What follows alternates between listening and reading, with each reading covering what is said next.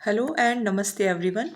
So in this video we will be discussing about the basic rules of debit and credit with some examples, and this is the basics of accounting क्योंकि accounting basics के अंदर हम 11th 12th के अंदर financial accounting ही start करते हैं and chapter 9 के around आपका जर्नल चैप्टर आता है, लेकिन उससे पहले एक चैप्टर आता है आपका डबल एंट्री सिस्टम, जिसके अंदर आपको रूल सिखाए जाते हैं डेबिट और क्रेडिट के। अब ये इम्पॉर्टेंट क्यों है? क्योंकि आपको अगर ये रूल्स आते हैं, इनको अप्लाई करना आता है, तो अकाउंट्स आपके लिए बहुत ईजी हो जाता है। अकाउंट्स बिकम्स वेरी ईजी अगर आपको ये रूल्स अच्छे से अप्लाई करने आते हैं तो। अब क्योंकि आप यूजीसी की तैयारी कर रहे हैं, आप टीचिंग एग्ज़ाम की तैयारी कर रहे हैं, तो अब आप 11th में तो नहीं है, बट हाँ हो सकता है आपने 11th 12th को पढ़ा रहे हों या आप कॉलेज में पढ़ा रहे हों, आप प्रोफेसर हो सकते हैं, कोई भी हो सकते हैं। तो अगर थोड़ा बहुत भूल गए हैं या थोड़ा सा रिवीजन, इसीलिए क्योंकि काफ़ी जो एस्पिरेंट्स हैं उनका यही डाउट रहता है कि हमें डेबिट और क्रेडिट जो है वो पता नहीं कि कब किस एंट्री को डेबिट कर रहे हैं, कब किसको क्रेडिट कर रहे हैं। लेकिन डेबिट और क्रेडिट के रूल्स जानने बहुत ज़रूरी हैं क्योंकि basic is very important. Basic अच्छा होगा तो आपको एंट्रीज वगैरह सब समझ में आ जाएंगी, चाहे फिर वो आपकी कॉस्ट अकाउंटिंग हो। हालांकि कॉस्ट अकाउंटिंग में इतना डेबिट क्रेडिट का रोल नहीं होता। फाइनेंशियल अकाउंटिंग हो, जैसे कि हायर परचेज सिस्टम है, ब्रांच अकाउंट्स है, उसके अंदर भी काम आती है। मैनेजमेंट अकाउंटिंग के अंदर ज़्यादातर थ्योरी ही होती है, लेकिन अकाउंट्स के जो प्रैक्टिकल वाले चैप्टर्स होते हैं उसके अंदर आपका डेबिट और क्रेडिट काम आता है। तो चलिए स्टार्ट करते हैं हम। So there are 3 golden rules of accounting. 3 golden rules होते हैं अपने अकाउंटिंग के, जैसे कि फर्स्ट है पर्सनल अकाउंट, देन है real account and then there is nominal account. Personal account के अंदर भी देखिए 3 होते हैं, एक होता है नॉमिनल पर्सनल, एक होता है रिप्रेजेंटेटिव पर्सनल और एक होता है अपना आर्टिफिशियल पर्सनल। नॉमिनल पर्सनल का मतलब जैसे कि फॉर एग्जांपल ये कोई पर्सन खड़ा हुआ है, सो दिस इज़ नॉर्मल। रिप्रेजेंटेटिव का मतलब होता है जैसे कि आपके मान लीजिए काफ़ी सारे लोगों की सैलरी आउटस्टैंडिंग है, तो outstanding salary of many people, so this is representative personal. Then होता है आपका आर्टिफिशियल पर्सनल, जैसे कि फॉर एग्जांपल कोई कंपनी है या कोई बैंक है, तो कंपनी और बैंक को हम ट्रीट एज अ पर्सन ही करते हैं, लेकिन वो एक पर्सन की तरह सांस नहीं लेते, खाते नहीं है, पीते नहीं है, तो हम उसको आर्टिफिशियल पर्सनल मानते हैं। तो ये जो तीनों अकाउंट्स होंगे, एक बात ध्यान रखिएगा, जैसे इंश्योरेंस है तो खाली इंश्योरेंस है तो नॉमिनल अकाउंट में आएगा, प्रीपेड इंश्योरेंस है तो पर्सनल अकाउंट में आएगा। सिर्फ सैलरी है नॉमिनल अकाउंट में आएगा, आउटस्टैंडिंग सैलरी है पर्सनल अकाउंट के अंदर आएगा। तो ये ध्यान रखना है आपको, ठीक है। तो ये आपको चैप्टर डबल एंट्री सिस्टम के बेसिक्स में सीखने को मिलेगा। तो अब इसका रूल क्या होता है? So what is the general rule? General rule ये है अपना that debit the receiver credit the giver. ये आपने काफ़ी बार सुना होगा, debit the receiver credit the giver. We will do it with examples also, but this is the rule. जो रिसीव कर रहा है उसको आपको डेबिट करना है और जो दे रहा है उसको आपको क्रेडिट करना है। रियल अकाउंट होता है, real account is related to assets, जैसे कि लैंड, बिल्डिंग, कैश, ये सब आपके एसेट्स होते हैं। इसका रूल है अगर आपके पास एसेट्स आ रहे हैं so debit what comes in and credit what goes out. If assets are going then credit it and if assets are coming then debit it. Then there comes nominal account. Nominal account का मतलब है कि अगर आपके expenses मतलब आपके खर्चे हो रहे हैं या आपके लॉस हो रहे हैं तो आप उसे डेबिट करिए, और अगर आपकी इनकम्स हैं या फिर आपके गेन्स हैं तो फिर आप उसे क्रेडिट करिए। मतलब अगर आपके खर्चे हो रहे हैं तो डेबिट, और अगर आपकी इनकम एंड गेन हो रहे हैं तो credit. So these are the general golden rules of accounting, जो कि हम कंप्लीट एग्जांपल्स के साथ करेंगे।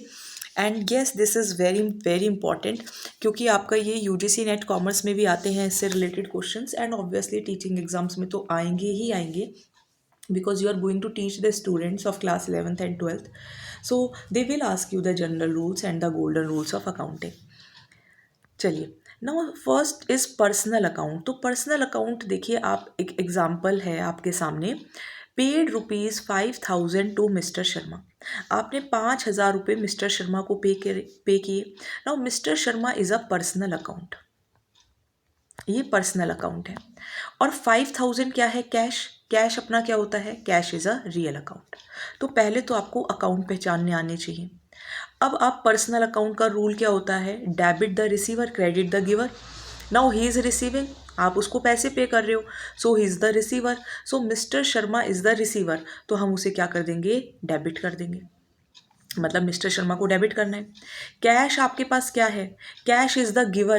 कैश इज़ द गिवर की जगह हमें ये लिखना चाहिए कैश इज़ गोइंग आउट। ठीक है, कैश इज़ गोइंग आउट, क्योंकि कैश आपका एसेट होता है। और रियल अकाउंट का रूल क्या होता है? Credit what goes out.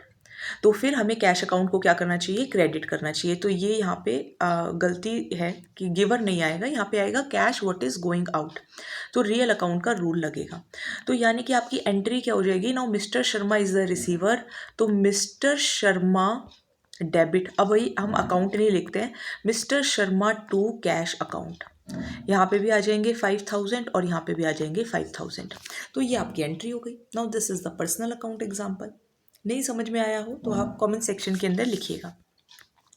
चलिए अब आ जाते हैं रियल अकाउंट के एग्जाम्पल पर। रियल अकाउंट अभी भी हमने वहाँ देखा जैसे कि कैश जा रहा था। एक बात मैं और आपको बताना चाहूँगी कि कैश में और आपका जो बैंक होता है उसके अंदर डिफरेंस होता है।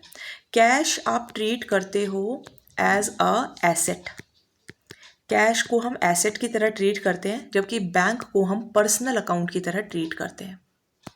ये आपको ध्यान रखना है क्योंकि फिर रूल्स चेंज हो जाएंगे। ठीक है, क्योंकि पर्सनल अकाउंट का रूल है debit the receiver, credit the giver. तो जब भी आपके बैंक में पैसे आ रहे हैं तो डेबिट करिए, आपके बैंक से पैसे जा रहे हैं तो आप उसे क्रेडिट करिए।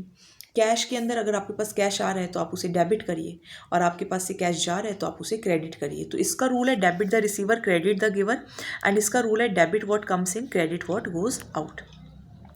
चलिए अब आपने फर्नीचर खरीदा 10,000 का, 10,000 is cash. Furniture, furniture is real account, cash is also real account, दोनों रियल अकाउंट है। रियल अकाउंट का रूल है debit what comes in, credit what goes out. बताइए, आपने फर्नीचर खरीदा है तो आपके पास फर्नीचर आ रहा है, सो debit what comes in, so furniture comes in तो फर्नीचर को करिए डेबिट। आपके पास से कैश जा रहा है तो credit what goes out, cash is going out, so 10,000 is going out, तो आप कैश को करिए क्रेडिट। तो एंट्री क्या हो जाएगी? Furniture account debit to cash account. ठीक है, तो यहाँ पे तो हमने क्रेडिट ही लिख दिया है इसके अंदर, लेकिन हम क्रेडिट नहीं लिखते हैं, हम क्या लिखते हैं? To cash account. So what would be the entry? Entry would be furniture account debit to cash account. This would be the entry, amount would be 10,000 and 10,000। So ये हो गया आपका रियल अकाउंट का example. Now let's see the nominal account.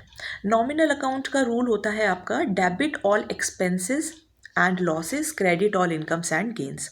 Now आपने 2,000 rupees electricity bill के पे किए। Now electricity bill is expenses and cash is asset. तो एक्सपेंसेस हैं तो यानी कि इसको तो हम डेबिट करेंगे, क्योंकि बिल इलेक्ट्रिसिटी एक्सपेंसेस, एक्सपेंसेस का रूल क्या है? डेबिट। और आपके पास से जा क्या रहा है? कैश। कैश आपका कौन सा अकाउंट है? Real account. And credit word goes out, तो आपके पास से 2,000 रुपये जा रहे हैं, सो क्रेडिट करिए कैश को। तो एंट्री क्या हो जाएगी? Electricity expenses account debit to cash account, because electricity expenses का रूल लगा है नॉमिनल अकाउंट का, एंड कैश का रूल आपका लगा है रियल अकाउंट का। सो इसमें रूल लगा है debit all expenses and losses, और इसमें रूल आपका लगा है credit what goes out. So these were the three examples of personal account, real account and nominal account. I have tried my best to explain you in the most easiest language. Still if you are not able to get it, so please write down in the comment section. अब हम एक mixed example देखते हैं। Sold goods rupees 15,000 on credit to Mr. Verma. Mr. Verma को आपने goods दिए, so he is the receiver. आपने credit पर दिए हैं, आपने गुड्स दिए 15,000 के, लेकिन आपने क्रेडिट पर दिए हैं। अब आपने क्रेडिट पर दिए, इट मीन्स आपके पास कैश तो आया नहीं है ना? तो कैश तो आपके पास आया नहीं, लेकिन mister Verma is the receiver. तो ये तो समझ में आ गया कि मिस्टर वर्मा रिसीवर है, मिस्टर वर्मा पर्सनल अकाउंट है, और रूल आपका लग गया डेबिट द रिसीवर। लेकिन अब आपके पास से क्या गया है? आपके पास से गुड्स चले गए। अब गुड्स को हम यहाँ पर क्या लिखते हैं? या तो हम लिखते हैं सेल्स, या फिर हम लिखते हैं, अगर हम परचेज करते हैं तो हम लिखते हैं परचेजेस, और अगर हमारे पास से गुड्स जाते हैं तो हम उसको लिखते हैं सेल्स। तो आपके पास से गुड्स जा रहे हैं, 15,000 के गुड्स आपके पास से गए, तो यानी कि आपके गुड्स कम हो गए। गुड्स कम हो गए यानी कि क्रेडिट वर्ड गोज आउट, तो गुड्स चले गए, तो आप टू गुड्स नहीं लिखेंगे, आप क्या लिखेंगे, to sales account. What will you write, to sales account. और इसका एक पॉइंट और मैं आपको यहीं पे बता देती हूँ, अगर आपके पास एसेट्स बढ़ते हैं, अगर आपके एसेट्स बढ़ते हैं तो हम उसे डेबिट करते हैं, और अगर लायबिलिटीज़ बढ़ती हैं तो हम उसे क्रेडिट करते हैं। ठीक है, ये भी आपका एक रूल है। सो एंट्री हो जाएगी Verma account debit to sales account. चलिए नेक्स्ट एग्जांपल। तो समरी हमने क्या सीखी है, हाँ जी, यहाँ पे अपनी स्लाइड्स कंप्लीट हो जाती हैं।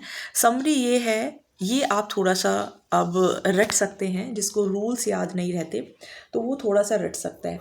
रटने का क्या तरीका है, अगर आपके पास डेबिट व्हाट कम्स इन, आपके पास अगर कुछ भी चीज़ आती है, ये आपका खर्चा होता है, क्योंकि खर्चा कर रहे हो तभी आपके पास कोई चीज़ आएगी, आप ऐसे भी याद रख सकते हो। तो आपके खर्चे अगर होते हैं और अगर आपके एक्सपेंसेस हैं तो आप उसे डेबिट करिए, और अगर आपकी इनकम्स हैं और आपके पास से कुछ जा रहा है तो आप उसे क्रेडिट करिए। एक बात हमेशा ध्यान रखनी है, डेबिट और क्रेडिट का टोटल जो है वो हमेशा इक्वल होना चाहिए। इसके अंदर बहुत होते हैं, जैसे डिस्काउंट अलाउड भी होता है, डिस्काउंट रिसीव्ड भी होता है, but I kept this video in a very basic manner, ताकि आपको बेसिक जो है वो समझ में आए, क्योंकि ये समझ में आएंगे तो देखो तभी आपके जो बाकी चैप्टर्स हैं वो कवर अप हो पाएंगे। खास करके I am talking about the first grade lecture. Commerce UGC net commerce में आते हैं लेकिन इतना डिटेल में नहीं आता, लेकिन हाँ कोई टीचिंग एग्जाम की तैयारी करते हैं तो उसके अंदर आता है, और अगर कोई 11th क्लास का बच्चा देख रहा है तो उसके लिए तो ये obviously very very very important, क्योंकि बेसिक्स हैं।